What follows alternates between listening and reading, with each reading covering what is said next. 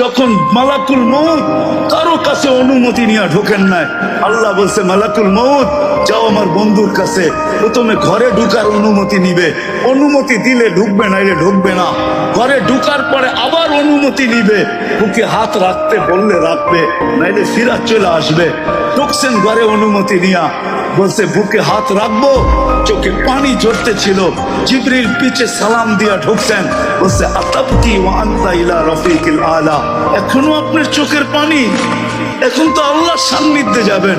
উর্দু জগতে তো খুশির বন্যা চলতেছে, উর্দুর জগতে খুশির হুল্লুর হইতেছে, খুশি আর খুশি। ইয়াসিনুল হাবিব ইলাল হাবিব, বন্ধু বন্ধুর কাছে চিরদিনের জন্য চলে যাবে, আপনি এখনো কাঁদেন কেন? বলছে এক প্রশ্নের জবাব এখনো বাকি, ফামাল লিবাদি লি উম্মতি, আমার পরে আমার উম্মতকে বুকে জড়ায় কেরা কে দেখা রাখবে? রব্বে কাবার কসম,